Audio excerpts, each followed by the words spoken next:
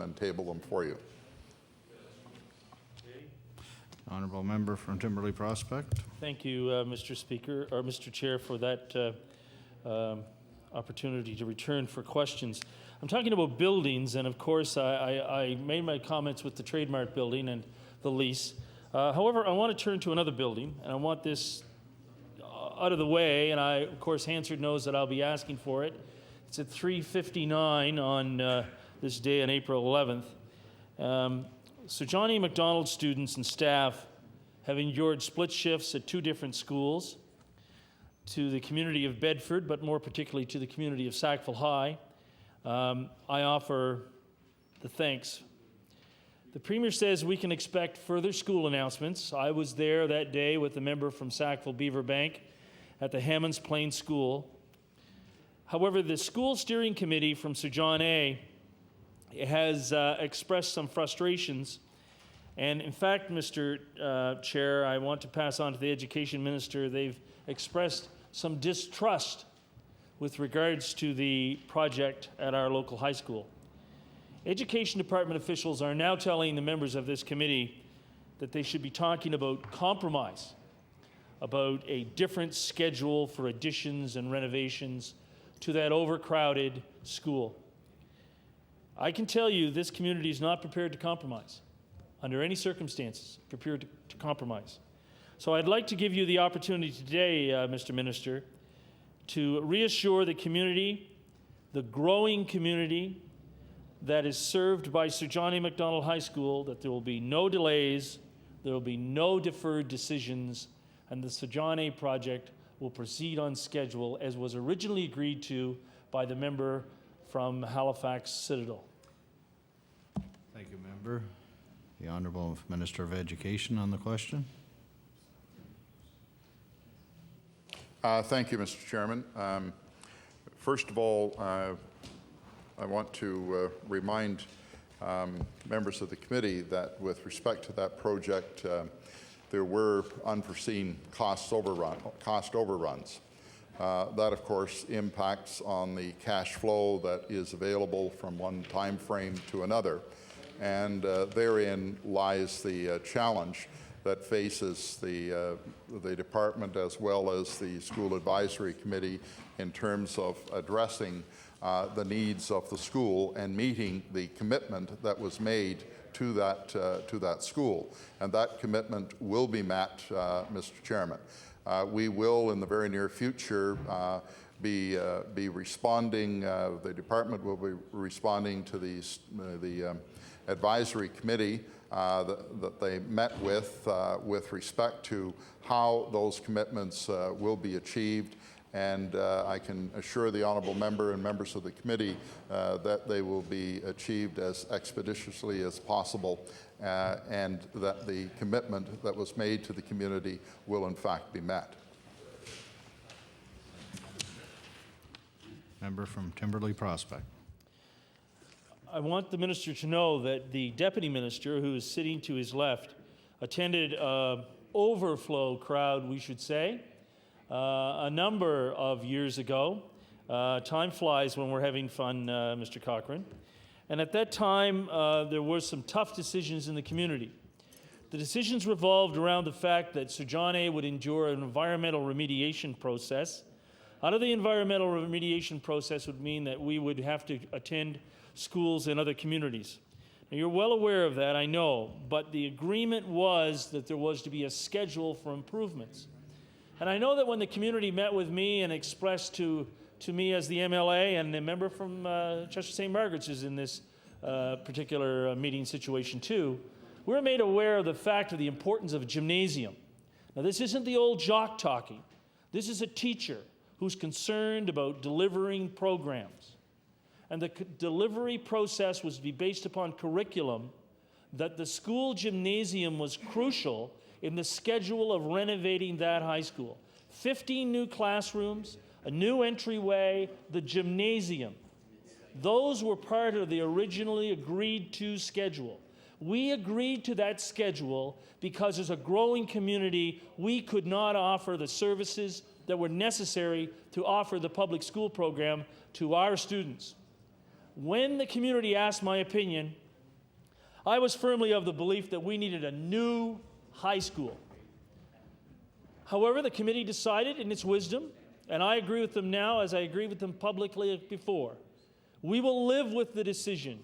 However, the concern comes down to the fact that we're expecting the gymnasium to have begun this spring. We're expecting the classrooms to begin this fall, that there was an agreed-to schedule.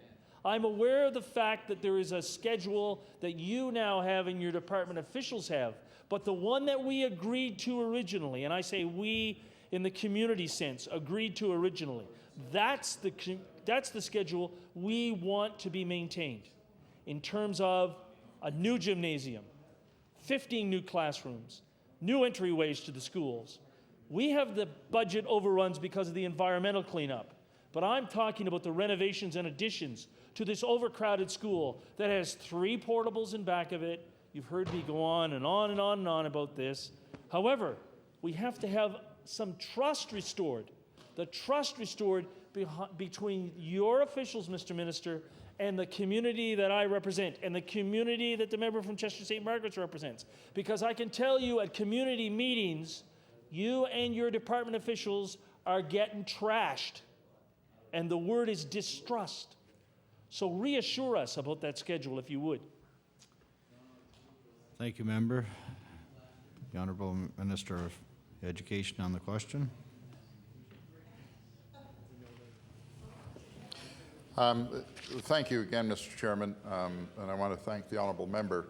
I appreciate very much the involvement of the honourable member and the honourable member for Chester St. Margaret's with respect to this project, and I know that my colleague, the former minister, would also want me to express our appreciation for the very constructive attitude demonstrated by not only the members involved, but by the entire community relative to this project.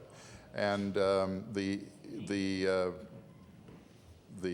department officials met very recently with the committee, and they undertook to go back and look at the issues that are raised, the issues that flow out of the cost overrun relative to meeting the commitments made to the project. They will be responding in the very near future with respect to the issues that were raised at that meeting. I would love to be able to provide the specifics of that response at this moment, but it does involve the need to reassess money relative to meeting the objectives that were made. The honourable member can appreciate that cost overruns are in fact cost overruns, and there means that you don't all of a sudden have quite as much money as you had previously, but that problem does not in any way diminish the commitment that was made relative to the project, and the department will be responding to the committee in the very near future with respect to that. Thank you, Minister. I'll now recognize the member from Timberley Prospect. Thank you, Mr. Chair. Well, we've gone from the Trade Mart to Sir John A., and those are the priorities for this. However, I have some other comments that I want to bring to your attention this time, particularly when it comes to curriculum development. Now, I don't want to use up my hour pointing out the fact that curriculum development in this province, from my experience in the classroom, is hit and miss at best. I would like to know, and this is a rhetorical question, it's not a question, I would like to know the number of times we have reinvented the wheel with the subject of mathematics. I mean, Math Matters is a program which we're currently going through. Teachers are trying to get up to speed, but I want the minister to know that I had the opportunity this Sunday to play an old-timers hockey game. And in the old-timers hockey game, playing against me was one of my ex-students. So you know how old I am as compared to this young man playing hockey against me. And he teaches junior high grade 8 math. The year from hell, excuse the expression, Mr. Chair, I'll take that comment back, but that's what teachers call that grade 8 class. He has 70 outcomes. Now, if you're not a teacher, you're going, he has what? Yeah. He has 70 outcomes to match by the end of the year. And of course, he's trying to get up to speed with the delivery of this particular curriculum. Now, I can tell you, I've heard about holistic education. I've heard about the fact we weren't allowed to correct their spellings. I've heard about the experts who come from the United States and say, this is how we do it now. If I ever get another curriculum expert who comes in, as my daughter was when she was in grade 1, when I got into a conflict with her and said, don't give me a teacher that cannot correct my daughter's spelling. Oh, we let them express themselves. This is the holistic way of teaching children. Some good old-fashioned teachers said, get that woman out of here. Now, I'm talking about the curriculum person at the time who will remain nameless. Because the people who are in the classroom are saying, what are they talking about? Let them express themselves. We don't care whether they can spell or they know a sentence structure. Just let them express themselves. And if any teacher at the time, Mr. Minister, said anything, we had to buy the party line. Oh, this is the way we're going. And parents were saying, no way, correct my kid's spelling. But holistic education, that was the way to go. So you will know there are parents and there are teachers who on many occasions look at curriculum development and say, that's somebody who works in the Trademark building and who is hiding from the reality of being a classroom teacher and has been in the Senate, called that on occasion, has been in the Senate for far too long. When was the last time they taught grade 8 math? Grade 8 math, day in, day out. Grade 8 math, last period on Friday afternoon, and you're talking some of these outcomes? I want to turn to a specific example. And it's a specific example that has been brought to my attention by an elementary school in my community. And I would like to, if I could, and it might help you if I could table this with the minister. Hello, Mr. Minister. Nice to see you're back. This is a November 25th letter. If you could take that over to the minister, it would be appropriate, please. This is a November 25th letter from Ann Blackwood, who is the director, and it is about the grade primary and science program. And the grade 1 is now underway.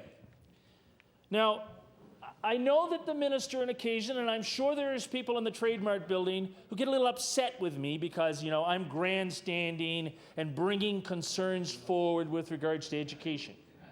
And when that particular staff, and I want to go over this because I can't mention the teachers' names, and I know the members of the Liberal caucus understand this too, because they don't want their names brought up. I can't bring the name of the school up.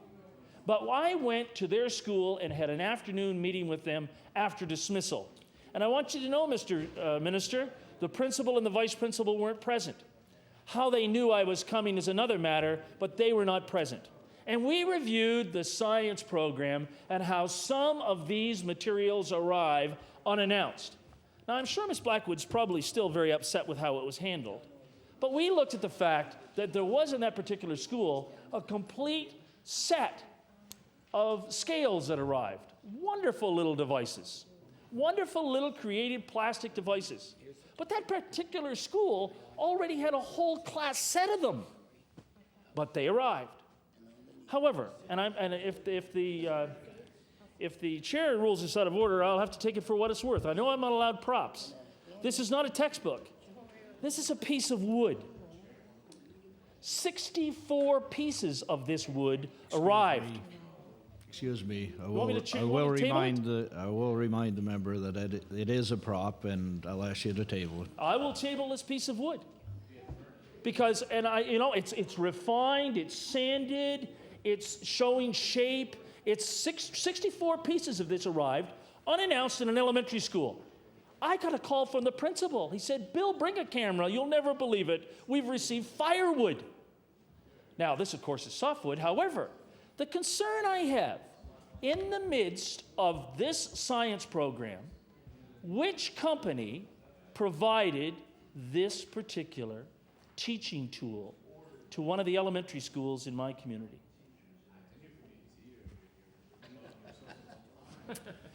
Thank you, member, for that interesting question. I think there's a question there, Mr. Minister. Turn it over to the Honourable Minister of Education.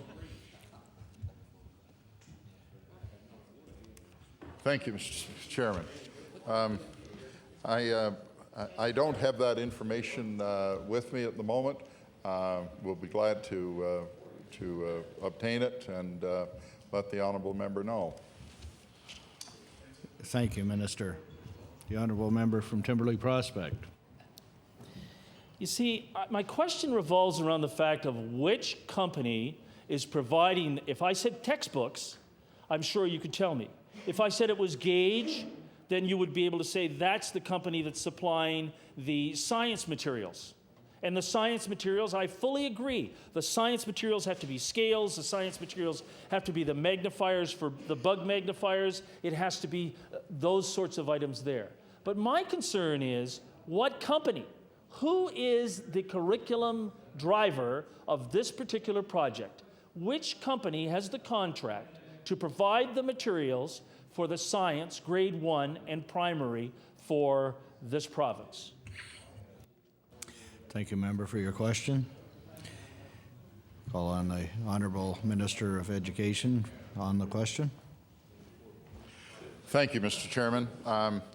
Mr. Chairman, I can tell the honourable member that we will find the answer to his question and provide it to him. Just to, so that members would appreciate the reason why we can't provide an answer immediately. We spend upwards of $8 million annually on resources of this nature, and for us to be able to pull that out, that amount of information would probably require us to have the floor full of materials in order to find that immediately, but we will find it and we will make it available to the honourable member. Thank you, Minister. The honourable member from Timberley Prospect. I want to be clear on this. As the minister, your staff cannot tell you who is providing the textbooks, the teacher resource books, the materials for the science program that we as teachers have been told this is the direction we're going. And those bug magnifiers are great things. And we needed them at that school. We didn't need scales, mind you. So you're telling me you can't tell me who are we paying for that? I'm not saying that piece of wood, although I would doubt the fact that, for example, let's use this as for example. Has Gage provided most? I use that as an example. I noticed that on page 46 they've gone from 53,532 last year to $808,064 this year. Now, that was the answer I was expecting. I thought you were going to tell me that's one of the major amounts of money that had to be decided on because of the curriculum change, so that Gage Publishing were the ones that provided this particular impetus to the science program. So I want to make this clear again. I'm not talking where the woods come from. Maybe it came from the member from beautiful Colchester Musquedoboit Valley, and MacTerra did it for us. I'm not talking that. I'm talking about which company is providing the learning materials, teachers' aids, and various other things for the new science program that we have been told is, and it's a good one, I will agree with that. I'm just looking at the amount of money, that's all. You don't know the answer. Thank you, member. I'll direct that to the Minister of Education. Yeah, thank you, Mr. Chairman. As I indicated previously, we spend about $8 million a year on resources of this nature, and we will undertake to provide a clear and accurate answer to the honourable member, and we'll do that as soon as we can. Thank you, Minister. Honourable member from Timberley Prospect. No further question? Well, I'm not so much pleased with that answer. I mean, I'm sure that, anyway, let's, One of the concerns in curriculum development is we always follow the American example. Because for some reason or other, we believe that the examples across this country is, how to be successful as educators is you always look at the American example. You look at the American example because of one reason or another, I suppose mainly because most of the textbook companies, when I was a classroom teacher, try to get a good Canadian history textbook, and I will tell you one of the better ones was written by the member from Queens, previous member from Queens, and Peter McCreath. Great textbooks. But the concern that I have is that at times, curriculum in this country, particularly curriculum from my experience in the past in this province, has been overly influenced by American publishing companies. So I want to draw this to your attention, if you could please. On page 45 of this book again, from supplements, there is some logic to this, I want you to know. Page 45 of supplements, there is a payment of $37,001.01 to the American Council on Education. Now, I have lots of good friends who are Americans, and I cheer for an American hockey team. I'm not under any circumstances going to allow you to say that I may be anti-American about my theme in education. But I'm interested in whether you share some of my concerns about textbooks. But secondly, and most importantly, what is that $37,001.01 all about? Thank you, member, for your question. The Honourable Minister of Education on that question. Thank you, Mr. Chairman. That amount of money, Mr. Chairman, is for the GED testing service and materials that are provided through adult education within the department, and it is an international program that's recognized internationally, and that has been purchased for some time, I understand, by the department. But that's what that particular amount of money is for. I can say to the honourable member, every effort is made by the department to ensure that the education curriculum and programs that are developed are, first of all, programs that are recognized as quality programs. Programs that serve the interests of Nova Scotians in particular, but we don't exclude our exposure to sources of programming and sources of curriculum from outside our borders that are very helpful in supplementing the work that we do. Obviously, we would not want to be if I could draw a very, a very extreme example, we do not want to be like the English school program that exists in Hong Kong, which teaches the Nova Scotia curriculum. We do not, in Nova Scotia, want to be teaching a curriculum from South Carolina. On the other hand, if there is very good curriculum being developed in other jurisdictions, we should not deny our system of the benefit of work being done by others in other jurisdictions. So it is always a challenge to ensure that you are, that first of all, you're working with your own to develop what you can, and that obviously should be a great deal of what you do. But you should not hide from good work that is being done and being developed in other jurisdictions. Hopefully, what we are achieving, and I believe we are, is a good balance with respect to programs that we develop and curriculum that we develop. I can say to the honourable member, especially relative to the math curriculum, that one of the things and one of the initiatives that we have is to use and employ math leaders in the implementation of our program and our curriculum in the province. And those math leaders are teachers of mathematics within the province of Nova Scotia. And they are leaders in assisting us in the implementation of that curriculum.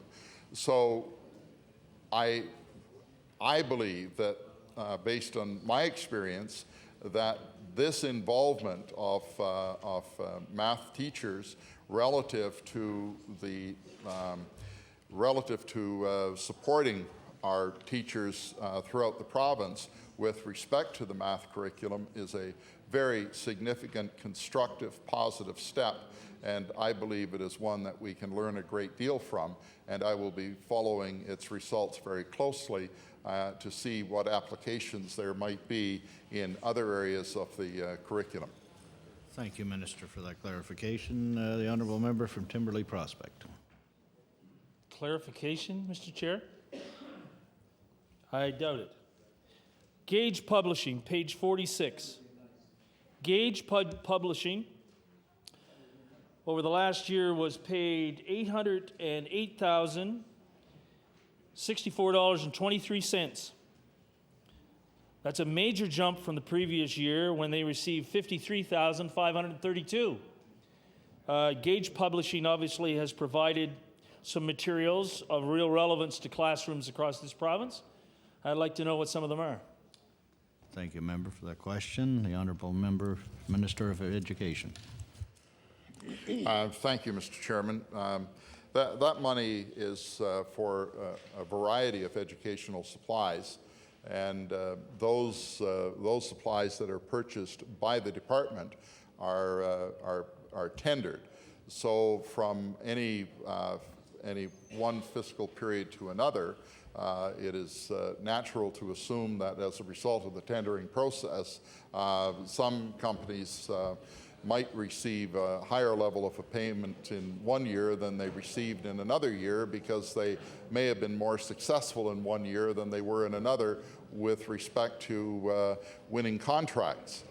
I would also point out to the honourable member that some of our school boards also make decisions with respect to materials that they want to use, and we attempt to accommodate them relative to that objective. Thank you, Minister. Member from Timberlea Prospect. Thank you, Mr. Chair. And I'm certainly not questioning Gage. Gage is a very credible publishing company, but I was expecting again that I would hear the answer that that's where this infamous science curriculum appears from. Let's just continue on that page. If we can go to page 47. The National Geographic Society. Last year there were no funds directed, and National Geographic Society this year receives $262,882. I'm wondering what that particular item is for. Thank you, member. The Honourable Minister of Education. Thank you, Mr. Chairman. That money is used to purchase supplies, learning supplies from National Geographic, and I'm sure the honourable member, based on his experience, can appreciate the quality of the materials that are produced by National Geographic.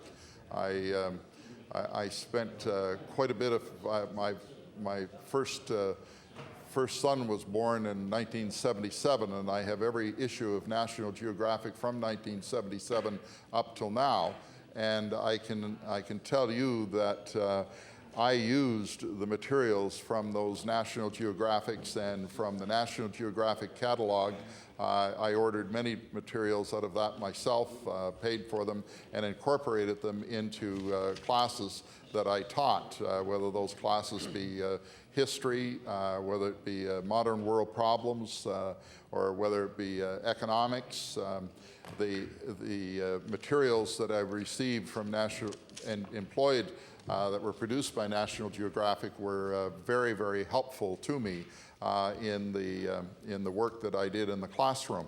And so I believe that the fact that we are accessing learning materials from National Geographic is a very positive sign for me. I was very glad to see that line in the supplementary estimates. But the answer to the honourable member's question is that we purchase many of these items. They are learning resource materials. They're purchased by the Book Bureau, and we resell them to boards for use in the board's classrooms. Thank you, Minister. Honourable member from Timberley Prospect. Thank you, and that's the sort of curriculum answers which I'm pleased to hear. Could you turn then to page 48 of this same book, at which time I see Win Leader Corp. Win Leader Corporation has received $476,723. I have no idea what Win Leader Corporation provides to your department, and particularly to the students of this province, but I'm interested in your answer. Thank you, member, for the question. The Honourable Minister of Education. Those are purchases that are made by the Nova Scotia School Book Bureau, and it is for learning materials that is provided in our classrooms throughout the province, not unlike the purchases that were made from National Geographic. Thank you, Minister. Member from Timberley Prospect. I'm pleased to hear that answer, but in the middle of the Gage Publishing comments, the National Geographic, and Win Leader, I come back to the fact that you as the minister cannot provide for us the information when it comes to who is the main source of curriculum innovation when it comes to that primary grade 1 science program. That's why those questions were put together like that, thinking that out of that somehow those curriculum decisions were based upon the fact that those were the companies that could provide the best answers. Page 45 of this book, it's an expense, and from my experience, I have not seen before. I could be wrong. I have been wrong on occasion a few times during estimates, but when you see the question, you ask it. Page 45, it says the Canadian Copyright Licensing Agency, $171,779.50. Now, from the experience that I've had during estimates in this legislature, I'm intrigued with the fact that certainly last year there was no such line item. Last year there was no such allocations of funds to the Copyright Licensing Agency. Yet that amount is included this year.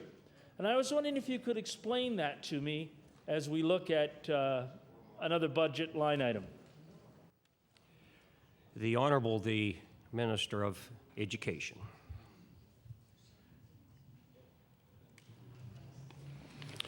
Thank you, Mr. Chairman.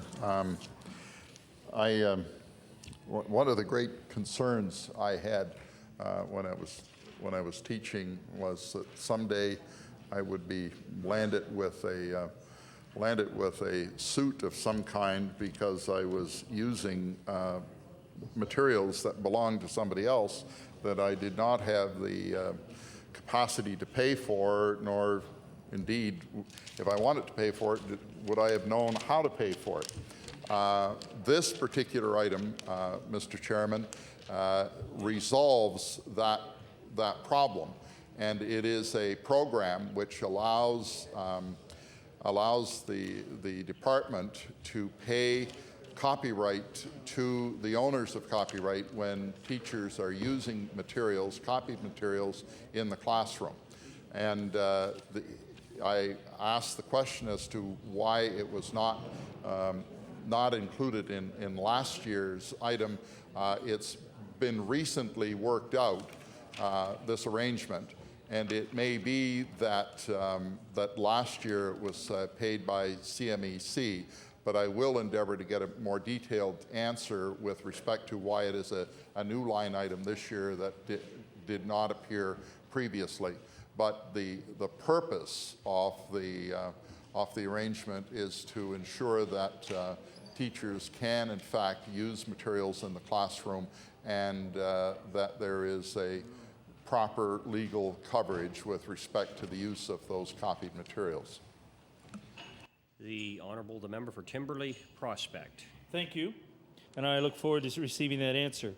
There's two more items on page 47, because I know my time is moving along quickly, but I want to have these questions asked because these are the sorts of things I want you to know, Mr. Minister, that this book makes the round in my community.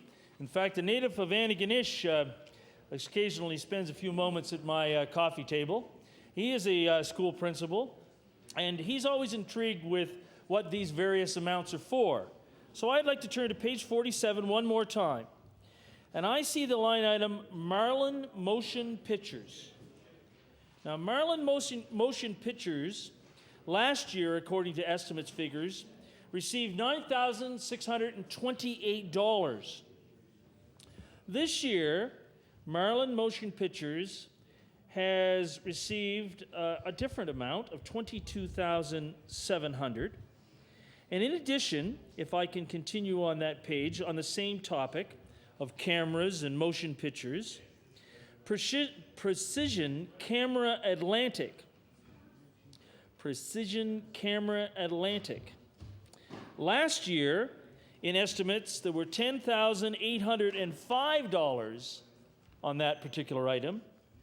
This year, we have a far different amount. We have $166,138.04. I know there's two there for the price of one, but I'm interested in the Education Department's commitment to motion pictures and also to Precision Camera Atlantic. And could you explain those for me, please? The Minister of Education. Thank you, Mr. Chairman.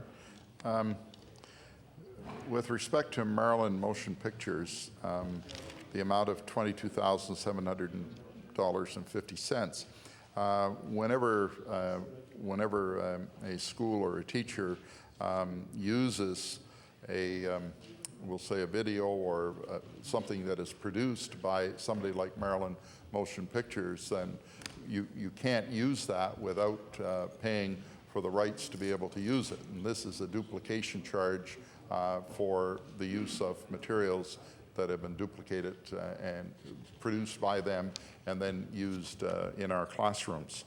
The Precision Camera Atlantic, they are suppliers of more than just cameras, I believe.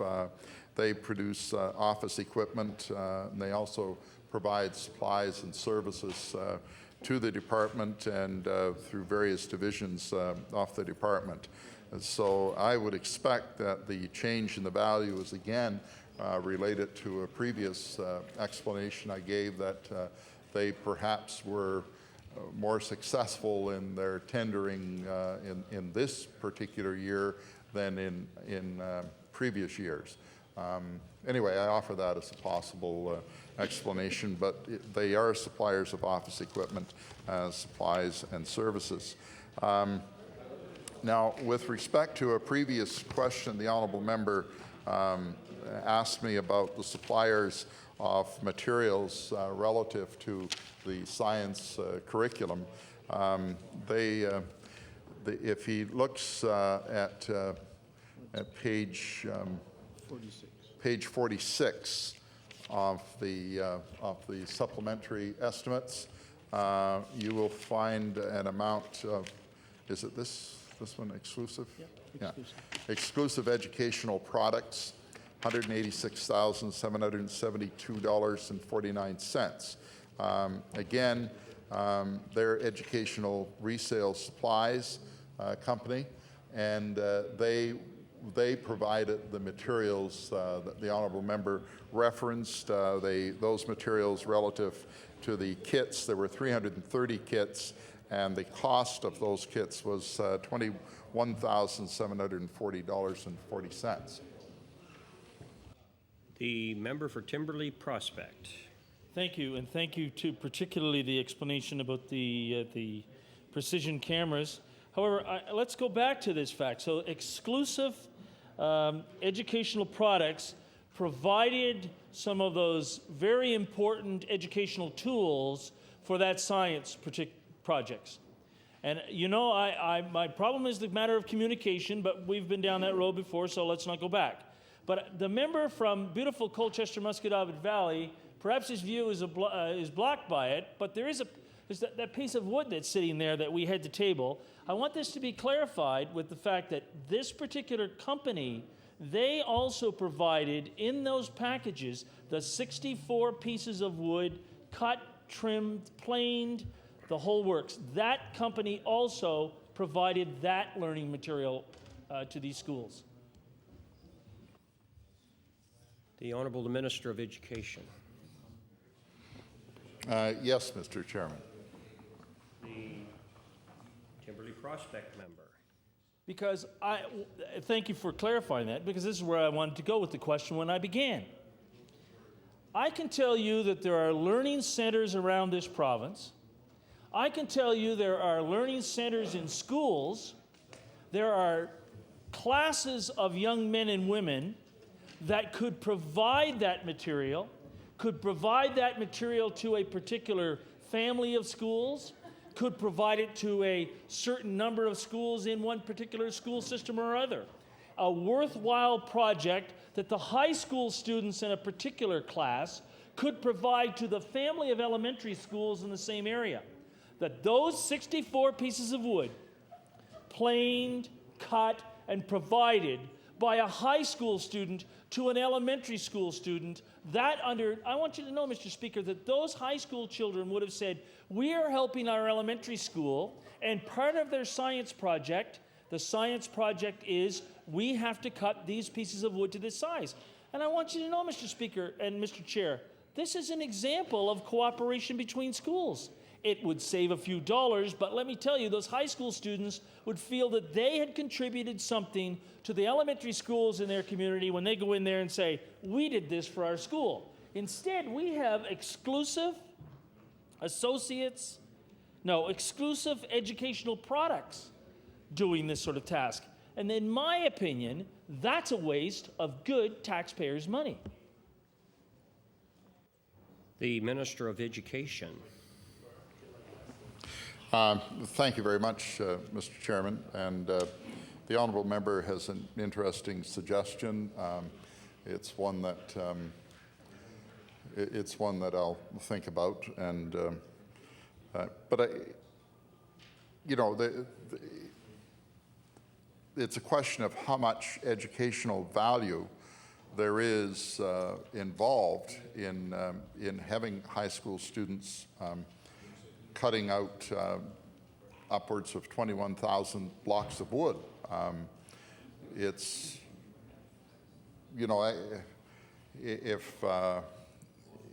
if we were structured in such a way that we were able to do some basic instruction in the operation of a bandsaw or circular saw within an industrial arts department, and the industrial arts instructor thought that would be good value, have educational value, then perhaps it's something that would be could be accomplished. I note with interest the suggestion made by the honourable member. I would have to spend some time contemplating the suggestion to know whether it is something I'm prepared to pass along to high school principals and elementary school principals. The member for Timberley Prospect. Well, let's be clear. The gales of laughter and the hoots that I received when I went into that elementary school, when I saw 64 pieces of wood laying there in the main office in boxes all wrapped and shipped out, as opposed to saying, can you believe that our education department is providing this sort of stuff? Not that it's useful to teach educationally with shapes and forms.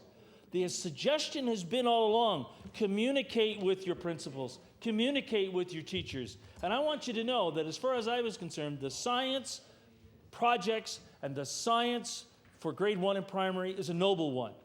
But it was, in many ways, a public relations disaster because many teachers were looking and going like, we don't need this stuff. We don't want this stuff. What has happened to that particular shipment of wood? Well, I'm saying to you that if that was offered and delivered by the students of Sir John A. Macdonald High School and the teacher needed and wanted it, it would have been much better received. But so much from a suggestion from a teacher that brought it forward at the time. I want to talk about some issues around this Learning for Life book. I know I've seen some of the costs, I've seen some of the issues. It's called the Education Blue Book, incidentally, by my friend from Dartmouth North. Could you tell me what it cost to produce this particular book outlining the plans of this government when it comes to learning for life, planning for student success? What did it cost to produce that book? The Honourable the Minister of Education. Yeah. Thank the honourable member. I suppose if I were being trite, I'd say it's priceless, but I won't say that. The difficulty with finding the answer right at this moment is that that particular expenditure is not one that is included within the supplementary estimates, so we will have to go and find that. It's not included because the expenditure occurred in a year different than the one covered by the supplementary estimates. So we will obtain the answer and provide it to the honourable member. The member for Timberley Prospect. Thank you, Mr. Chair. Let's talk about the people who work in communications. I've looked on page 46 of this book, and I've tried to follow it from year to year in terms of what actually is spent on communications. And I think there's a neat way of doing this, if you could follow me. I'm on page 46 of this estimate, so I've got to keep an eye on my time here. I want you to point out to me that we had advertising at 43,989. We have, in the previous year, support services. There was no line item. Communications Nova Scotia is where I am. There was no line item in 2001. There was no line item at all around support services. But now under Communication Nova Scotia, we have a line item of $280,978. Now, I know that you can talk about postal services, you can talk about media monitoring. There was a line item last year under Communication Nova Scotia called Creative Services. But I don't see Creative Services this year. So perhaps you can help me through one category as compared to another when it comes to Communication Nova Scotians, particularly when it comes to the topic of advertising in the Department of Education.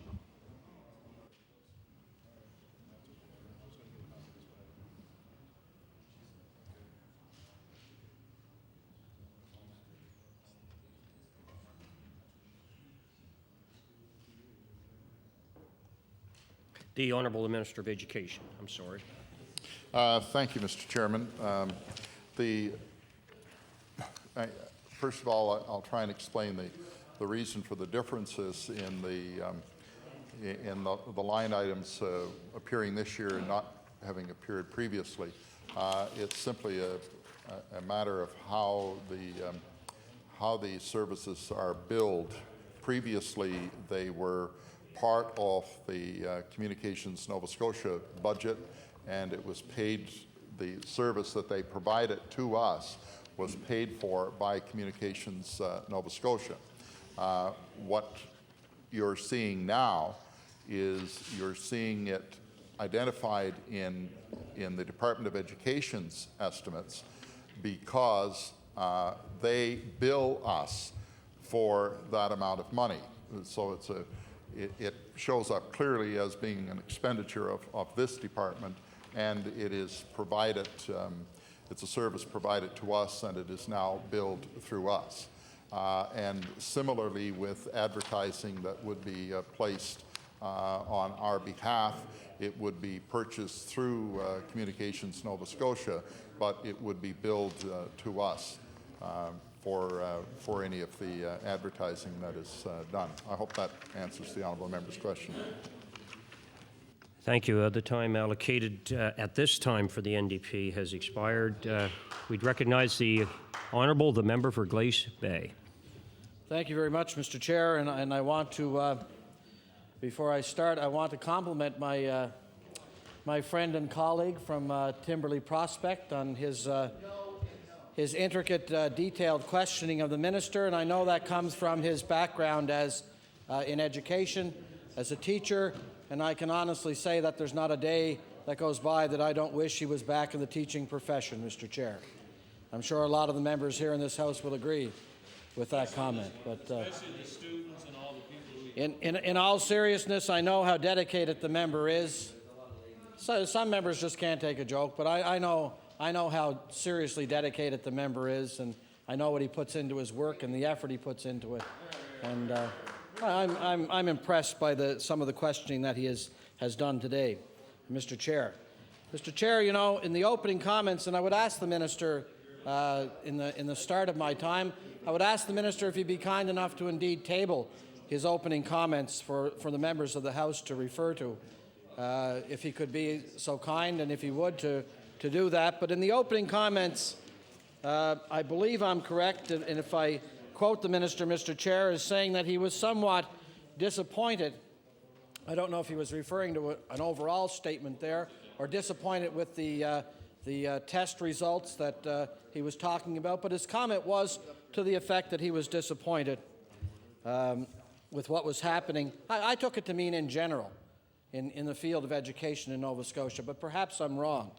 But you know, Mr. Chair, if we take a look at education now, this very day in Nova Scotia, and we take a look at the fact that we have 6 schools in this province, Barrington as an example, that we have, for instance, a sinking school in this province, Dominion is the example, and we have our kids who are failing math and are failing English, and if we have our university students who, Mr. Chair, are up to their ears in debt in this province.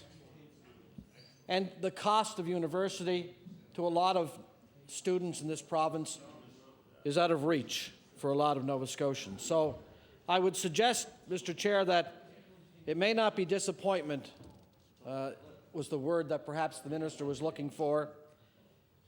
He may be looking for a word such as ashamed. I would be ashamed if that was the situation right now. I would be terribly ashamed if I was the Minister of Education and I was looking at a system that has now reached that degree. And I'd be saying that, you know, the government is going to do as much as possible to try and turn the situation around. Now, as an example, and this is where I want to begin some questioning, Mr. Chair, of the minister. Let me give you an example. This is a quote, and I quote first of all. I'll read you the quote, that the pursuit of post-secondary education should not leave Nova Scotians mired in debt. Now, for those of us who have become familiar with a booklet called the Blue Book, you'll know that that's a quote from the Premier of this province. It's actually on page 24 of the Blue Book. Yet, you know, Mr. Chair, in the year 2000, it was the government of John Ham that canceled the loan remission program. That would have indeed left students mired in debt, as that quote said should not be the case. So along those lines, Mr. Chair, if I may, along the lines of post-secondary education, if I could ask the minister, and I have a series of questions. You know, one of the things that as you well know, we will have a number of hours to question the minister in estimates, and I can guarantee you that there will be other members of this caucus that will want to ask the minister questions in various fields of education, and as there will be in the official opposition caucus as well, and I'm sure that the member from Timberley Prospect hasn't finished his questioning. There's just so many items that you'll find in the field of education that have to be questioned that we will not have enough hours in this chamber to actually get to all of the questions that should be asked of the minister. But to start out just in the field of post-secondary education, Mr. Chair, we know that this government says that it is committing more than $11 million for post-secondary education. And it says that's going to bring debt relief for students and help universities keep tuition increases to a minimum as well. That's the total, $11 million. Now, we know that the university funding as a percentage of Nova Scotia government program expenditures in 1992 to 93 was 6.3%. A decade later, Mr. Chair, it's 4.4%. So students in this province who are paying the highest tuition, the highest portion of university operating budgets in the country. As a matter of fact, Mr. Chair, for every dollar of student tuition, the provincial government contributed only $1.35 in 1999-2000.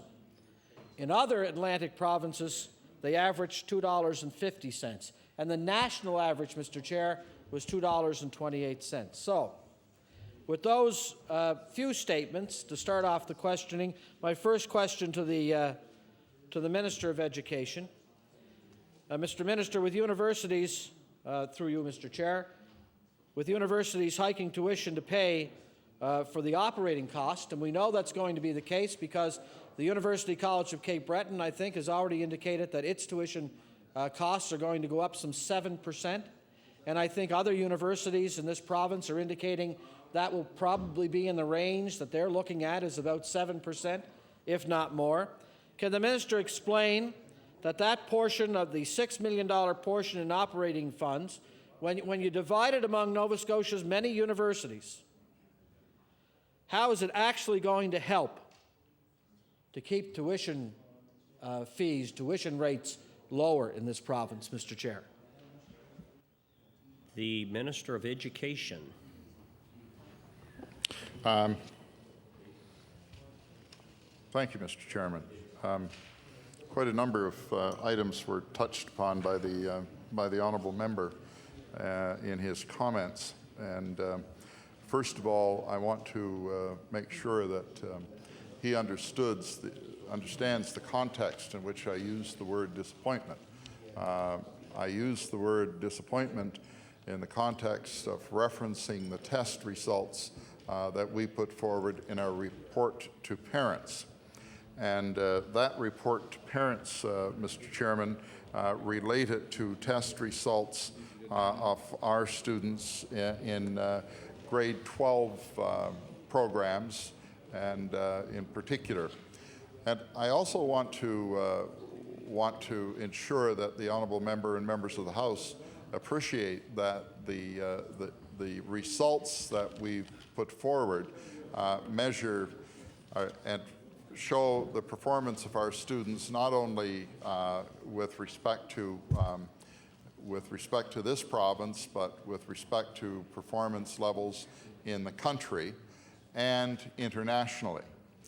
And while we are disappointed with how our students fare nationally, our performance was better than any of the other Atlantic provinces. Now, that in and of itself is not a reason to be satisfied with the results, but it does demonstrate that we are achieving some level of success relative to our neighbors. It does demonstrate that relative to the rest of the country, we're not doing as well as we would like. But when we compare our results to international results, then we are doing extremely well relative to what's taking place in other jurisdictions around the world. Now, so while I use the word disappointment, it was specific to the test results that we announced to parents. But I don't want to in any way suggest that we are not poised to improve our situation considerably, and indeed I have every confidence that we will. What we have done is we have set the bar, and we have set the bar at a high level, and we are going to commit ourselves to achieving those objectives relative to where we have set the bar. I can also point out, Mr. Chairman, that the test results are not indicative of what happens in a single year, but indeed are indicative of the cumulative effect of our school system over a number of years. So if you were to examine the results, the testing results of students in grade 12, then those students spent most of their time in school at a time when that party formed the government and was in charge of education in this province. So, Mr. Chairman, while the honourable member can be smug and use the word ashamed with respect to things, I believe upon reflection he should think about the context in which all of these test results are developed, and they are a cumulative indication of what students are accomplishing. So, and I can also point out that the testing we've done and is being made public, and it's being shared with our parents, and it's being shared with the people of Nova Scotia. And we're prepared to continue doing that. We will continue to do it. But that's a far cry from what had been done with testing results previously. They were never shared with the public, and indeed, many parents never had the opportunity of receiving these test results. So we're committed to continuing to share with the people of this province the performance of our students in schools. We are committed to improving the assessment that we do with respect to our students, and we will achieve results because we will assist all partners in the delivery of education in this province to focus on objectives that are achievable, and we will ensure that those objectives are met. They are not going to be met in a single time frame, but they are going to be met as a result of a cumulative effort over a period of time where we emphasize the basics, in literacy, where we emphasize the basics with respect to writing, with respect to numeracy, with respect to computation skills, and with that emphasis and with the resources that we are putting into this, we will see significant improvement over time. We have a long way to go, Mr. Chairman. Everyone recognizes that, but we are moving in the right direction. We have a long way to go relative to achieving national standards. We do very well relative to international standards. Now, the honourable member has made reference to our debt reduction program, and I just want to share a couple of numbers with the committee, Mr. Chairman, if I might. And that is that in 98-99, the number of students who were eligible for the assistance provided by the previous government was 3,464 students. That was the number that was eligible for assistance, and it was an amount over $7 million that was provided to them. Well, Mr. Chairman, I can tell you that for an amount of $5.1 million, we will be assisting 9,500 students in this province, and we will be assisting them to the tune of being able to retire up to 40%, slightly over 40% of their cumulative debt as a result of this particular program. So, Mr. Chairman, we are extremely we're extremely pleased with the program that we've developed, that we've put forward. It is one that is going to affect far more students than had been affected previously. I can also tell you, Mr. Chairman, that there was one other, there was one other matter that you mentioned. How is $6 million going to help reduce or keep the increase in tuitions from going up? Well, the fact is, if you provide $6 million to the universities, then it's $6 million that doesn't have to come from some other source, such as tuitions, Mr. Chairman.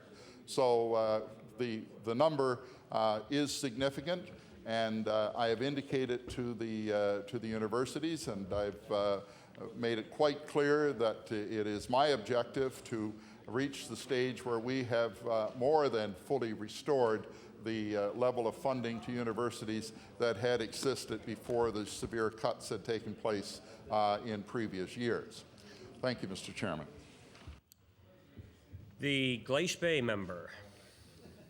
Thank you, Mr. Chair. A couple of comments, Mr. Chair, before I get to the next question. One, I was referred to as perhaps making some smug comments from the minister, and I certainly don't appreciate that, Mr. Chair.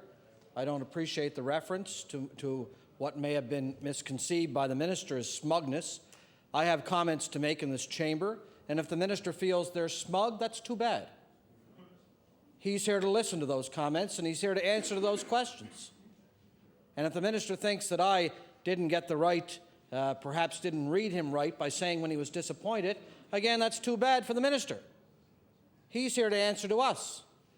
And if he thinks I'm smug, I'm not going to apologize to the minister, Mr. Chair, but I'd ask him to keep his personal comments to himself for the rest of the questioning. Now, and I also don't need a lecture from the minister as well, Mr. Chair. Let me point that out. I'm sure the minister has, I know he has an extensive background in education. But let's remind the minister that doesn't make him better than anybody else, Mr. Chair. Okay? Now, Mr. Chair, having said that, the minister answered some of the questions. Some of the questions he has not. And on the issue of the loan remission program that was canceled and the $5.1 million that is there now, the loan remission program, I'd like to ask the minister this. Maybe he can answer me this question then. How many students will benefit from the loan remission program that he's announced before the next election is called, let's say? How many students do you think will benefit from that program, Mr. Minister? The Honourable the Minister of Education. Mr. Chairman, I don't know the date of the next election. It's a difficult question to answer. The member for Glace Bay. Well, I don't know the date of the next election either, Mr. Chair, but I can answer the question. 0. That's how many. Absolutely none will benefit from the loan remission program that the minister made a big announcement about. Now, and also at the same time, let's remember that the previous minister of Education, happened to make a commitment that she would consult with students before coming up with a new loan remission program.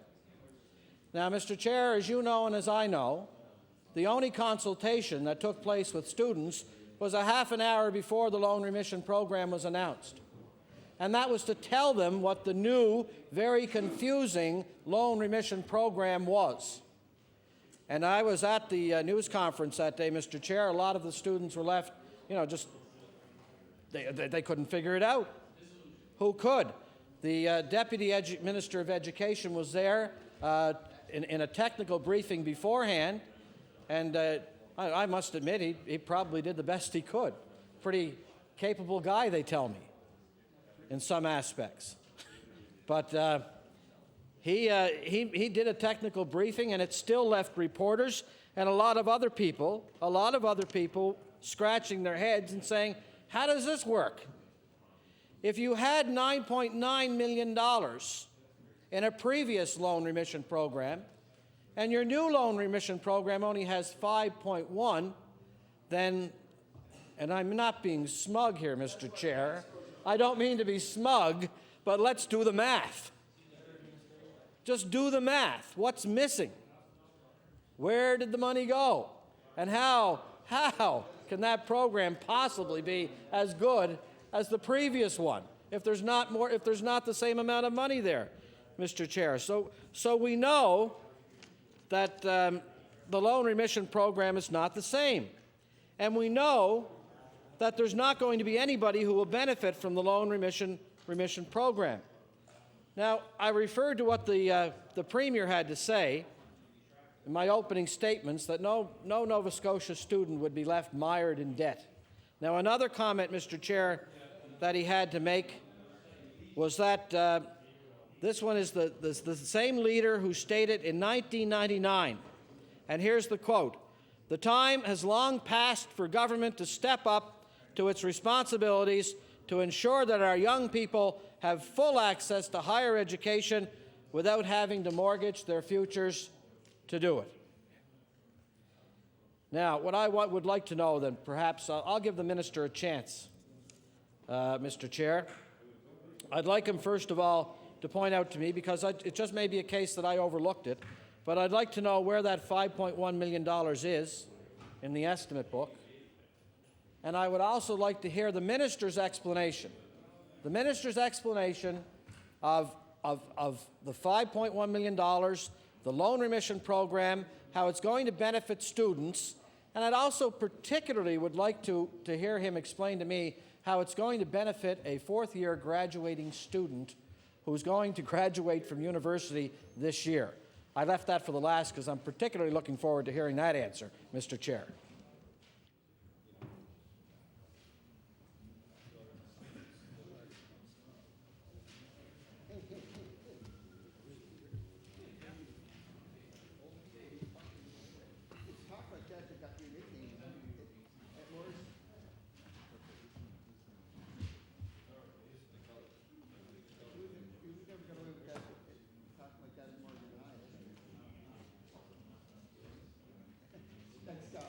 The Honourable the Minister of Education.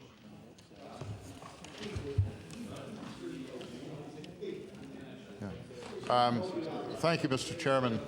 If the honourable member would turn to 6.7 on the supplements and It's a netting of 3 items. what's that?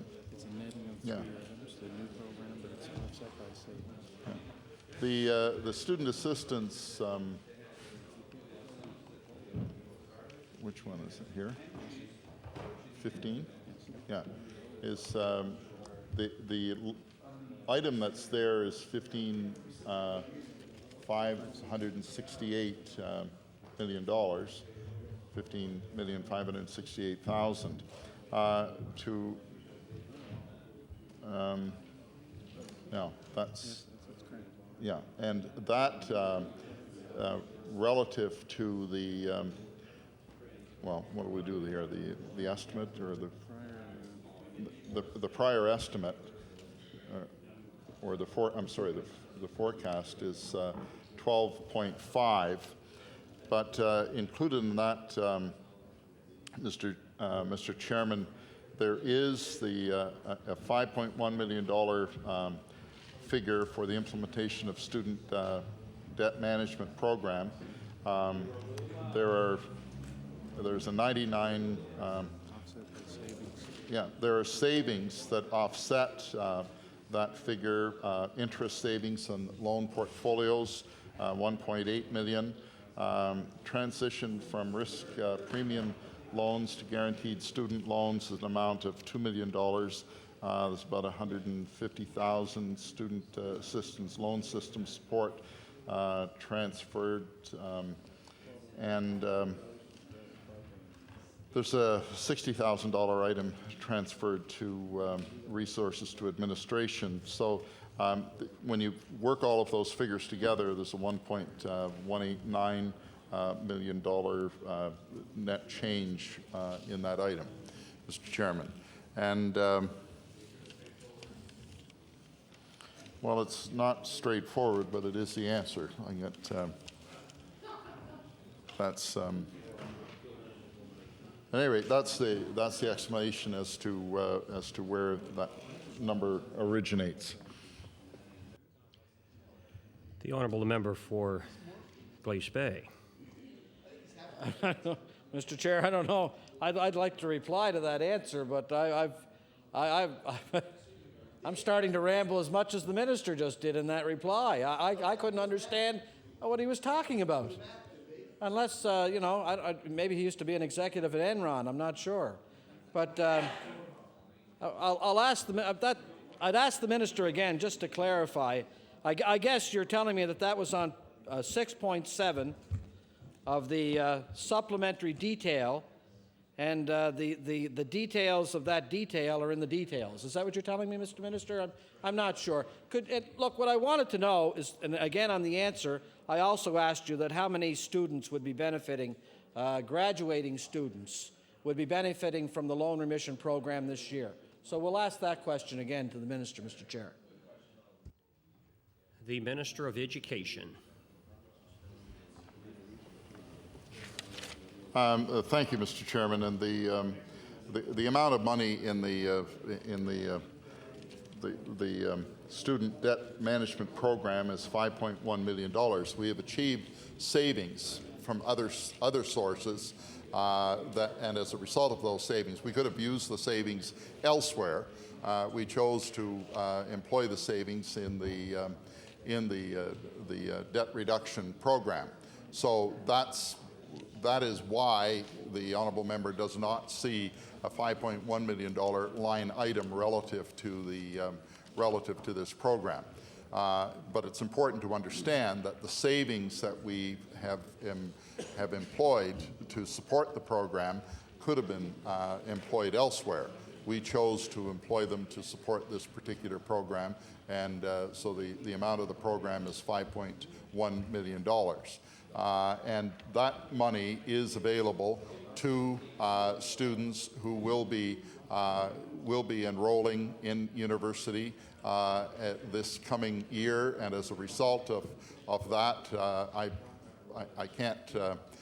I can't predict precisely the amount of money that would be there, but the budgeted item in order to support that is an amount of $5.1 million. Order, please. I know this debate generates a lot of conversation, but I'm wondering if honourable members could please just turn down the volume a little bit there. It's very exciting and riveting, but I would ask you just to turn it down a little bit. The Honourable, the member for Glace Bay. About as riveting as I heard in the going into supply today, Mr. Chair, as a matter of fact. Let me, sometimes if you open a door, you may not want to go through it. Order, please. Would the honourable member please try to stick to the Department of Education budget, please?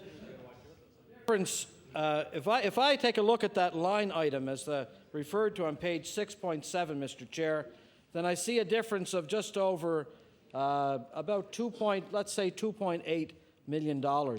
That's from forecast in 2003 to 2004. So that's not 5.1 million.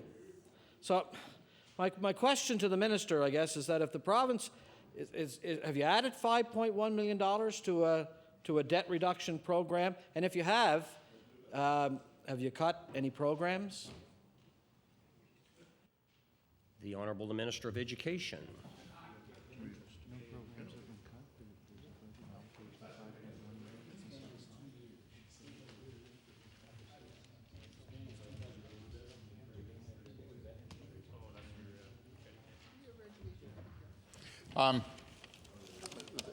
First of all, there is $5.1 million for the program, and that is available next year.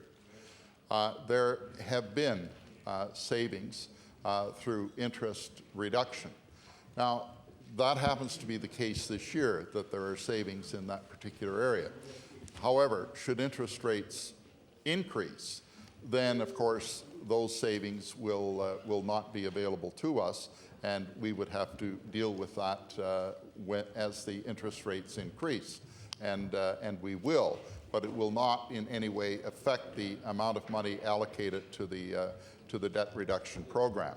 The other area of savings is in the area of Yeah, interest, no, this one. Yeah, the risk management premiums, or risk management. So that has decreased, and as a result of that, there is a savings there. Those numbers, which may change in the future relative to changing economic conditions, will in no way affect the future of the $5.1 million figure. So it is a number that is available and will continue to be available. The member for Glace Bay. Well, I'm just going to leave the fact that the debt relief program is $5.1 million. I'm going to leave it there, because I think the students know, they've said from the very beginning, and I think anybody else with the exception of government officials has said it's not enough, it's not enough, it's not enough. So let me ask the minister this. If, I'd like to know why why we have to wait a year for that debt relief program to take effect. What was the reasoning behind waiting a year, and why wouldn't you make that program retroactive, Mr. Minister, to at least this year, to apply to students? You make an announcement this year. Why wouldn't that program apply to students this fiscal year who are coming out of graduating from university? The Minister of Education. The money that would be needed to finance the program this year was not available to us. The money to finance the program in the next year is available. It's in the budget, and it will become available to students as they move through their education. I want to point out to the honourable member that he suggests that there was no consultation with students. I know that my predecessor met with students on a number of occasions, listened to what it is that they wanted with respect to a program, and I met with those students. I met with them probably about 2 months before the program was announced. And at that meeting, I gave them a very high-level indication of what the nature of the program would be, so that when they received the details of the program prior to it being announced, the principles of the program were not new to them. What we did was fill in the numbers for them in that particular meeting. So there was indeed a level of consultation with the students. As is always the case, the satisfaction relative to a consultation process very much depends upon how close the result resembles what those who were consulted wanted, and so that sometimes is not easy to achieve. However, there was an effort, a very real effort made by my predecessor and by myself to communicate to the students relative to this particular program. The Glace Bay member. Thank you, Mr. Chair. The consultation that the minister is referring to, if I'm not mistaken, the consultation on behalf of that minister occurred a half an hour before the news conference to announce the loan remission program. Shame. Now, if that's a level of consultation that the minister is referring to, it must be about the lowest level of consultation that you can possibly use, because you're only having a half an hour before the meeting. You're telling the students, and it's not me, Mr. Chair, it's not me who said the students weren't consulted. It's the students who said we weren't consulted. Here, here. I'm just relaying what they said. But I'm a messenger. If a half an hour before the meeting and you're called into the minister to sit down with the Minister of Education, and he says, "Here's our loan remission program, like it or lump it," that's not my definition of consultation. And as a matter of fact, it was the former Minister of Education who was quoted as saying, Mr. Chair, and I quote, "We're going to share our option with the students first. That's what the former Minister of Education said, quote unquote. So the option wasn't shared with the students first. The decision was made. And then the students were told, this is what you're going to get in a loan remission program. There was no choice. There was no consultation process. There was no discussion. There was no input. Order, please. Order, please. There's entirely too much racket in here, honourable members, and I again appeal to you to turn it down some so we can hear the honourable members that are engaged in the supply debate on education. The member for Glace Bay. Thank you, Mr. Chair, and I would agree with you. If it takes removal of some members to hear what I'm saying, I would be for it. Mr. Chair, we know that university students in this province, on average, at graduation, on average, they owe $22,000 on average. If you look at the year 1998, at that time it was $14,000. It's up substantially. Now, when this government cut the loan remission program, and instead they used the substitute, which was the Millennium Scholarship Foundation that they used, students in the province ended up, well, sacrificing their futures, really, Mr. Chair, by incurring more debt. Or they had the choice. This is the choice that the students in this province are now left with. You can rack up more debt, or you can not go to university. That's the choice that they're left with. So I'd like to ask the minister a question. I'd just like to know, why won't the minister, why didn't you commit to increasing the level of funding for the loan remission program? And why couldn't you go back to the $9.9 million that was there originally and just reinstate the loan remission program that was there, which is the program they canceled when the Millennium Scholarship Foundation came into existence? The Minister of Education. Thank you, Mr. Chairman. Mr. Chairman, we brought forward, as I explained previously, a debt reduction program which was one that we could afford. We brought it forward when the money became available, and we brought it forward without borrowing money in order to implement it. It is part of a balanced budget, and it's the operations of our government. There are funds available in order to fund this program. So that is the history as to when it was brought forward. And I also want to point out, Mr. Chairman, that the design of the program is such that as additional funding becomes available, it can be expanded easily. And the expansion of that program can take place very, very easily, and it is one that will add additional dollars as they become available. So it is, now with respect to the consultation process, the honourable member I perhaps didn't hear what I had to say. I did meet with the student leaders about 2 months prior to the program, and at that meeting I did indicate to them at a high level the nature of the program without the details.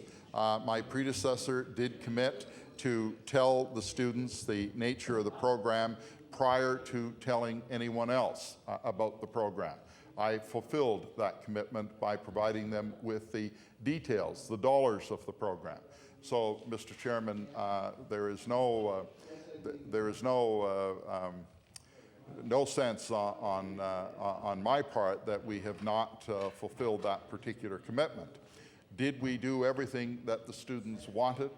No, Mr. Chairman, we didn't. And therein lies part of the difficulty with respect to whether or not a consultation took place.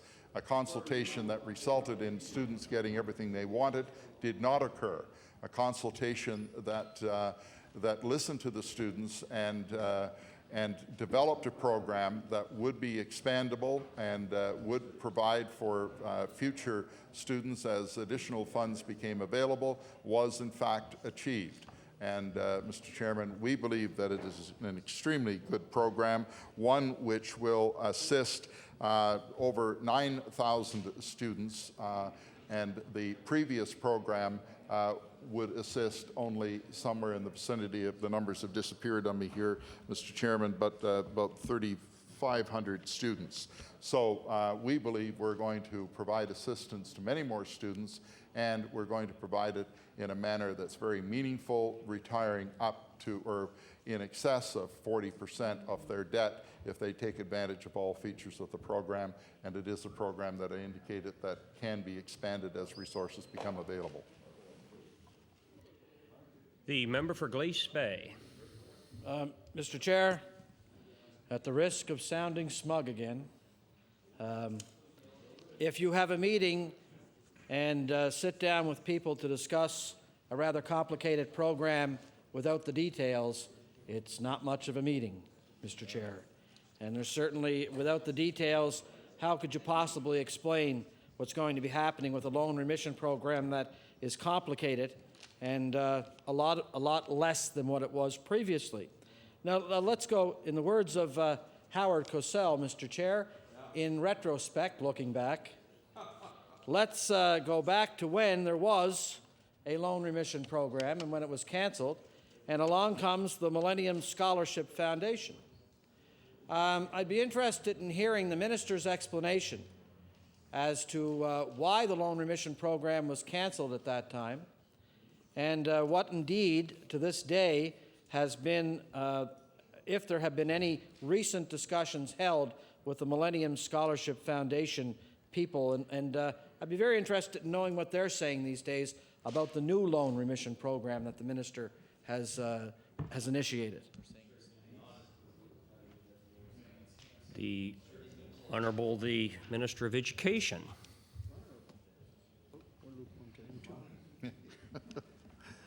Thank you, Mr. Chairman.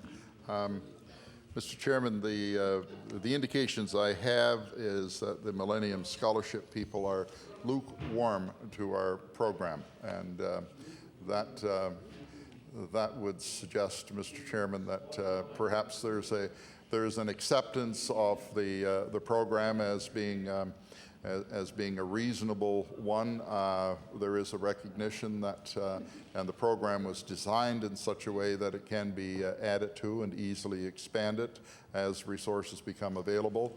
And as they become available, Mr. Chairman, indeed, that will happen.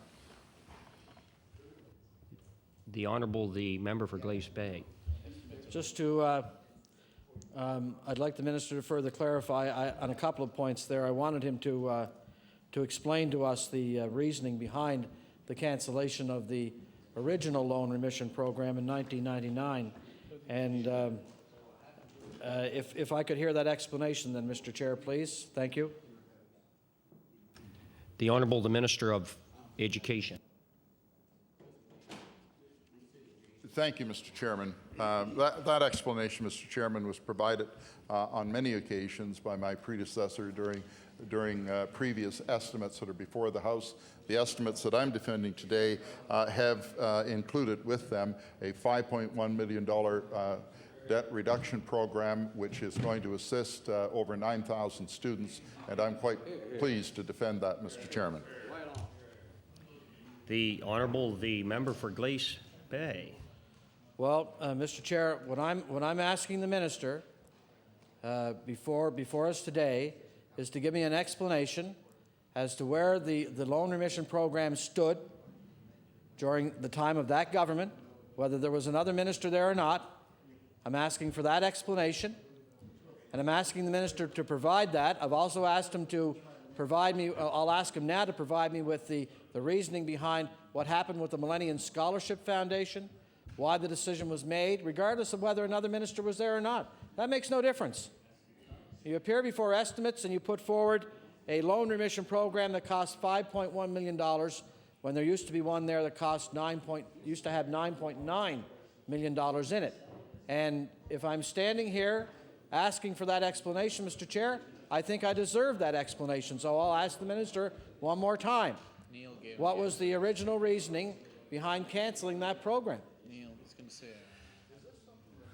Well, I would just comment before I recognize the Minister of Education, and I know the Honourable Member for Glace Bay is fully aware that it is the Minister of Education's prerogative as to how and if he answers these questions, and we trust he will cooperate as he has been. The Honourable the Minister of Education. Thank you, Mr. Chairman, and I'll be quite happy to again repeat the answers that have been provided many times in the past by my predecessor with respect to this. When we formed the government, Mr. Chairman, in 1999, there was before us a deficit of $500 million, Mr. Chairman, and that was the deficit that we inherited from the previous government. Now, the Honourable Member for Glace Bay was not in the House at that time, but there were some of his colleagues who were in the House, and if he wanted to take the time to ask them about the nature of the budget that they had been bringing, budgets they had been bringing forward to the people of this province, I'm sure that in all sincerity they would explain to him that they were not balanced budgets, that they indeed had to borrow a great deal of money in order to finance programs that they were spending money on. Borrowed money, Mr. Chairman, not money that was coming from revenue or operations. So therein lies the answer, Mr. Chairman, that we, in order to come to grips with the very severe fiscal situation we inherited from the previous government, found it necessary to take some action that was not palatable as we would like it to be for a number of sectors of this province, Mr. Chairman. And we made a determination that it was appropriate for us to balance the books of this province. We set out on that agenda in 1999. We achieved that agenda, Mr. Chairman. This is the second year in which we have brought forward a balanced budget. And as a result of bringing that balanced budget forward, Mr. Chairman, we are now in a situation where we can address priorities that we have. And among those priorities is assisting students, and we are assisting them to the tune of $5.1 million. We have added an additional $6 million to assist our universities, which will help moderate tuitions. So, Mr. Chairman, as you achieve your fiscal objectives, such as balancing the budget for the first time in 40 years, and using principles that are accepted, generally accepted accounting principles, then you are in a position where you can begin addressing the priorities that come before you. And we're extremely pleased that we have been able to address those priorities. We are providing additional funds for universities. We're providing additional funds to address the issue of student debt. And Mr. Chairman, as we move forward and gain further fiscal success as a government, we will be providing even more money to assist students and universities in this province. The Honourable the Member for Glace Bay. Should be careful of predicting their electoral future. Mr. Chair, let me ask the Minister to go to students at St. Yves University in Antigonish, and go to the students at Dalhousie University in Halifax, and go tell the students at the University College of Cape Breton in Sydney that you're fiscally responsible and how great a job that you're doing. Go tell them when their tuition goes up 7% plus this year that you're fiscally responsible and what a great job you're doing. Go tell them that, Mr. Minister. Go tell the students that can't afford to eat and are going to food banks on campuses how fiscally responsible and what a great job you're doing, Mr. Minister. Go tell them. Go tell the students whose parents can't afford to send them to university, who are growing in numbers in this province on a daily basis. Tell them what a great job you're doing, Mr. Minister, and how great things are in post-secondary education in this province. Go tell the university presidents, Mr. Minister, who you have given until this year absolutely nothing in terms of an increase in their operating funds. Go tell them that they know they're chronically underfunded, that they have no money to fix up the campuses and the buildings on campus. Tell them what a great job you're doing, Mr. Minister, and how fiscally responsible you are. Tuitions have gone up every year. Tell them that. And, Mr. Chair, the Minister can repeat the question that has been rehearsed with the Minister of Finance. Oh, he's been well trained. And he's been very well trained, but it's not cutting the mustard with the students in the province of Nova Scotia. Here, or Nova Mr. Chair, it's not cutting the mustard with Nova Scotians in general. What I asked this minister to explain on a number of occasions, and let me remind the minister of this, Mr. Chair, when the Millennium Scholarship Foundation came into being, that's when the loan remission program was cancelled by that government. That's right. That's when the Millennium Scholarship Foundation was used as a substitute. And that's when this government started to pick the pockets of students in this province. That's exactly what happened, Mr. Chair. By using the Millennium Scholarship Foundation in place of the loan remission program. Not only did they pick the pockets, but they went back for the change. Order, please. Mr. Chair. Order, please. Order, please. Order, please. Order. I would just advise the honourable member for Glace Bay that all members in this chamber are honourable members, and nobody is picking anybody's pocket. And I would ask the honourable member to refrain from that type of terminology in this legislature.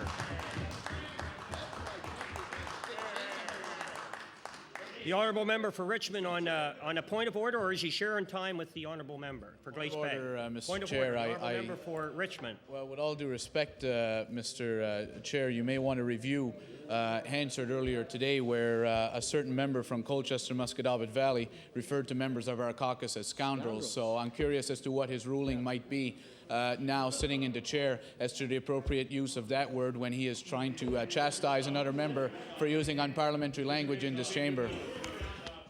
All right, I would agree with the honourable member for Richmond, because a scoundrel, unbeknownst to me at the time, and I did use it as a figure of speech. I apologize for that, because a scoundrel is an unscrupulous villain or a rogue, and I had no intention of referring to the Liberal caucus as being unscrupulous. But I will ask the honourable member.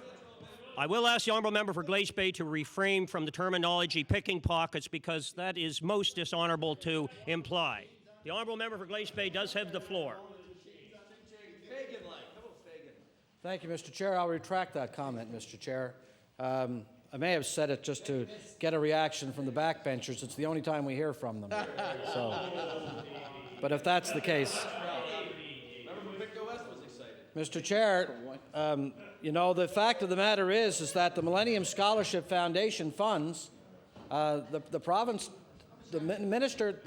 took those and used them as a substitute, okay, for the loan remission program. That's a fact. And they've been chastised. And they were chastised, as a matter of fact, by the Millennium Scholarship Foundation. And if the Millennium Scholarship Foundation is now referring to the new loan remission program as the reaction is lukewarm, as the minister said, then I would suggest their reaction has been less than lukewarm to the original happening when they took that money in the first place.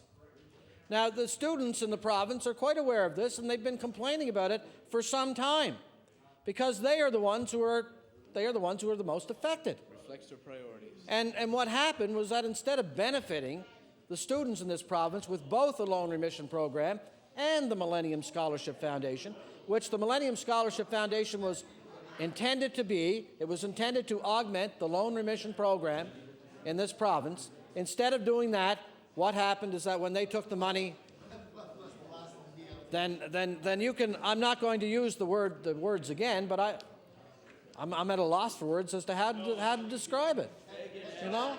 And I don't want to say anything on parliamentary, Mr. Chair, and I won't, and I'm not using the phrase to, just to heat things up here in the chamber. I would never do that, Mr. Chair, intentionally.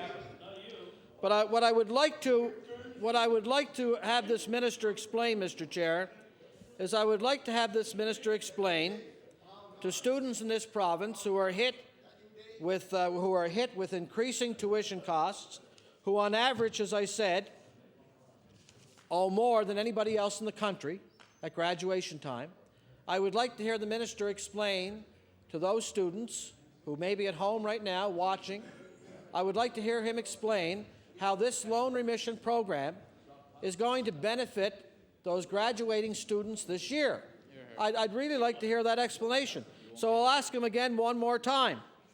Can the minister explain to those students who have put in 4 years of university in this province and have paid the full amount and are now mired in debt, which is where your premier did not want them to be, but they are now mired in debt coming out of university, how the minister can explain why his decision, not the previous minister's decision, but his decision has left them in the wilderness with no loan remission program this year, Mr. Chair. The Minister of Education. Thank you, Mr. Chairman. We did answer that question previously, Mr. Chairman, and the answer is that we did not have funds available to us to be able to make it applicable in this particular year. We do have funds available to us this year, and we are implementing a $5.1 million program. And I would point out to the House, Mr. Chairman, that if you examine the last 4 years of the previous program, with the exception of 1 year, it ranged in the vicinity of $7 million. We're not far from that mark. Secondly, we are going to assist far more students with our program than were assisted by the previous program. With respect to the difference between our program and the Millennium Scholarship Program, it is a program that once the funds run out, they run out, and some students who are deserving get nothing from that particular program, and that leaves students wanting. Our program, if you qualify, you will receive the money. And indeed, Mr. Chairman, if our program were fully subscribed in any given year, it would be an amount over $7 million that would have to be made available. And if it is ever fully subscribed, we will make that particular amount of money available. Now, Mr. Chairman, it was suggested that I should go to students and defend the actions of this government relative to the finances of the problem. We have, in fact, done that. We have talked to students with respect to it, and I spoke about it when I was last on my feet. We inherited in this province in 1999 a debt of over $500 million, Mr. Chairman. That's $500 million, Mr. Chairman. That is the debt that we inherited when we took office. That, in order to bring the our fiscal house in order, it required some very, very difficult measures.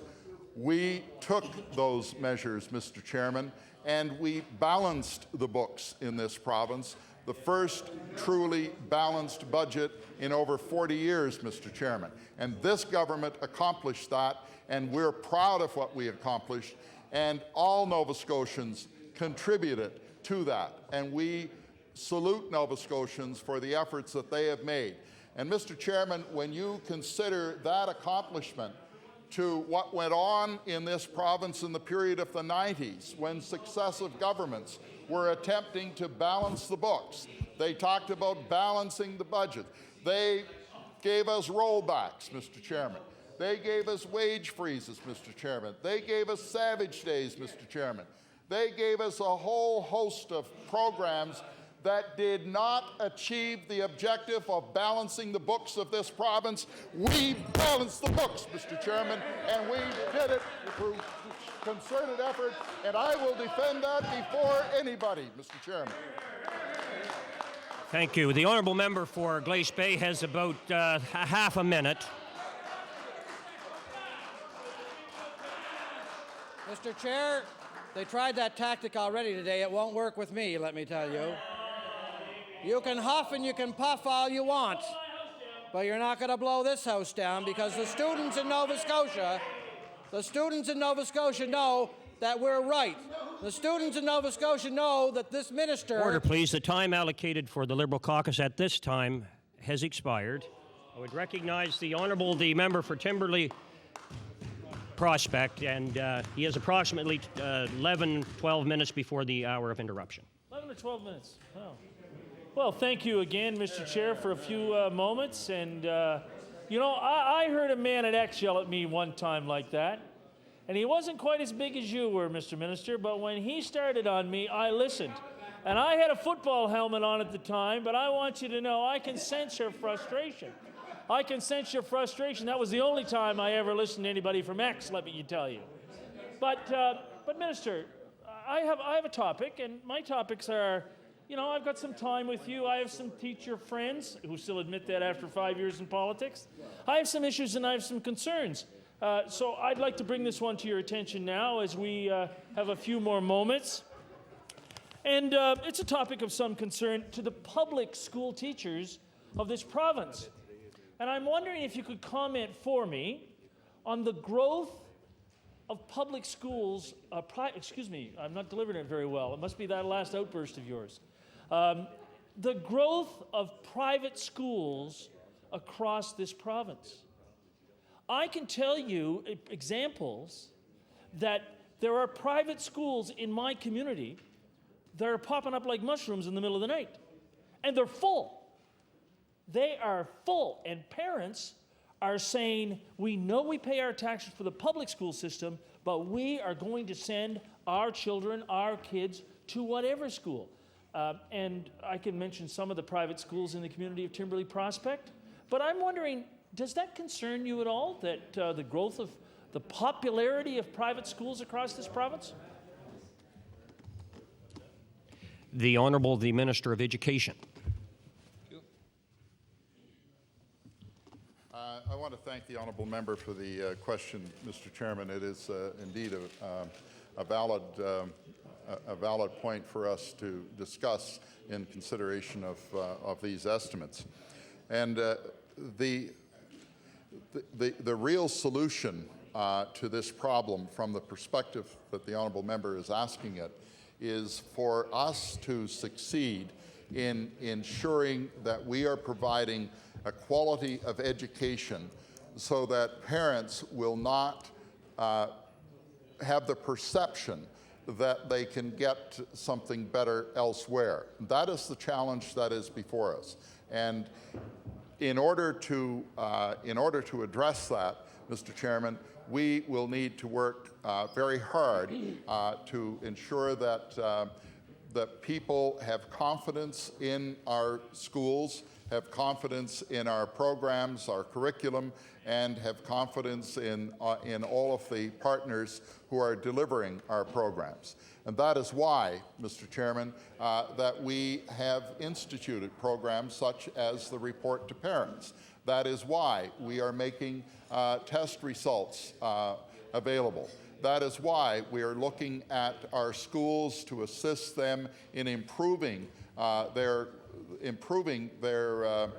programs, improving the quality of what goes on within the schools.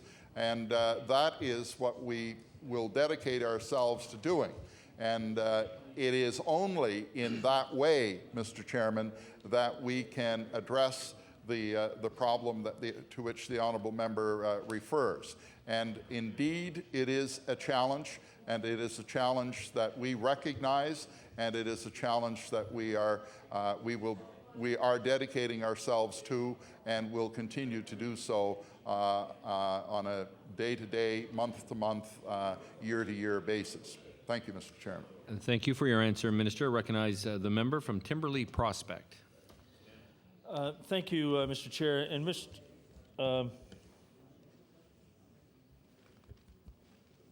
I haven't got a light on here. The member Bill? from Timberley Prospect. And you know, I was once accused of breaking this desk by smashing my fist down on it, and I guess the microphone is working, but the red light's not on. People watching this are saying, "What are they talking about?" As long as you can hear me, Mr. Minister, I want to go back to perception. You want to hear me a little, Mike? I'll take that as a compliment of an old school disciplinarian. I want to go back to this issue, and if the time runs out, I'm coming back to it again, because The concern that I have is the perception, and I want to talk about this perception, and I can go in this direction, and I know for one reason or another the topic eventually comes around to it, and that, of course, is the topic of school uniforms. Now, there's a tie-in here, because that school uniform is a reflection on discipline in private schools around this province. And that, I want the minister to know, is the number one attractive factor of having parents make the decision that their son or daughter is going to go to whatever the private school is called.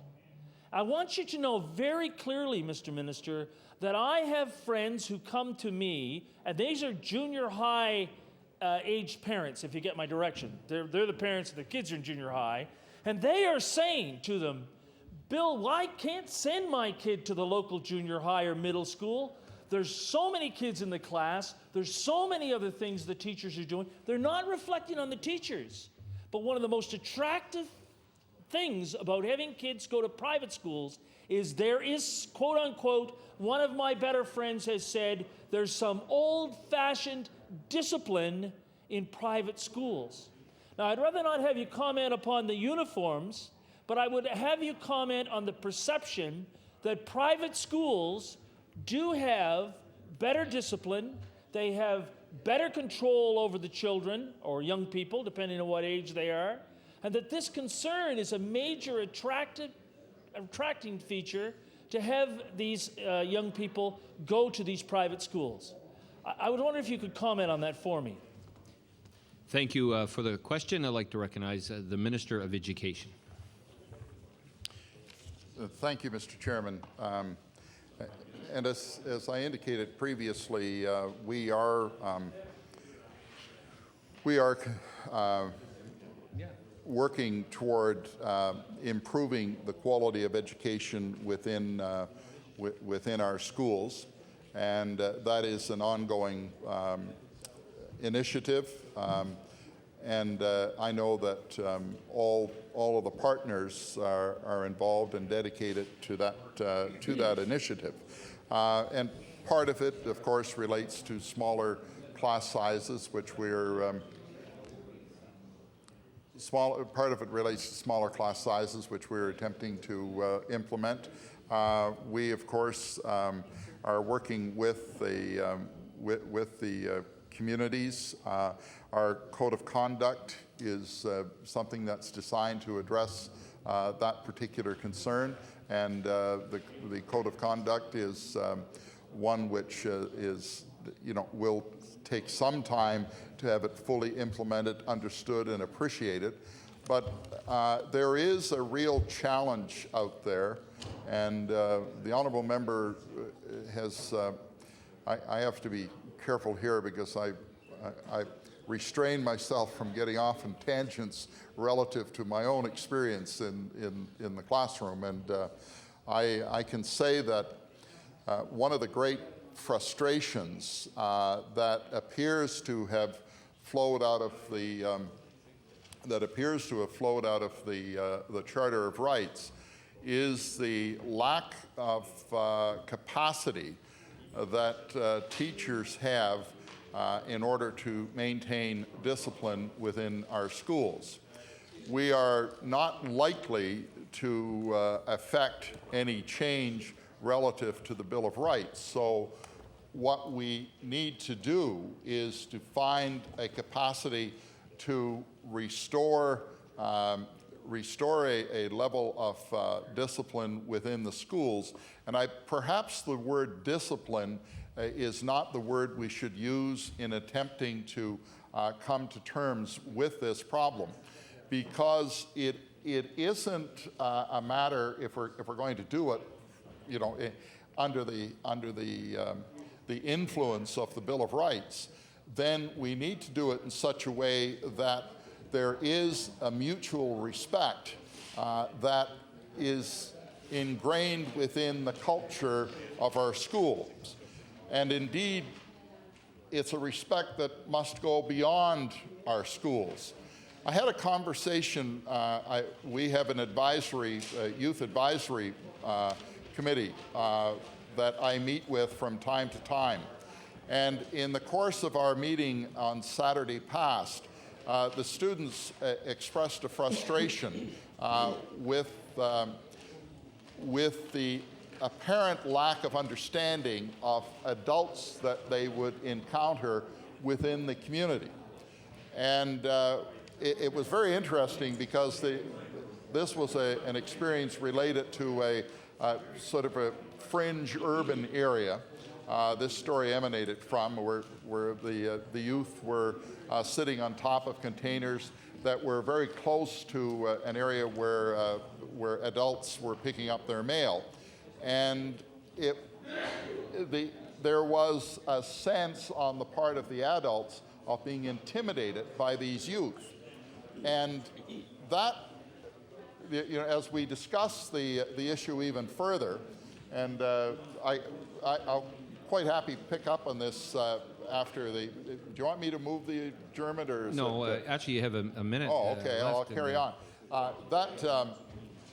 So as we discuss the issue further, we found that in areas primarily rural, this is the experience of the youth, in areas where the youth were known to the adults, those experiences did not occur, because adults in those communities knew all of the young people by name.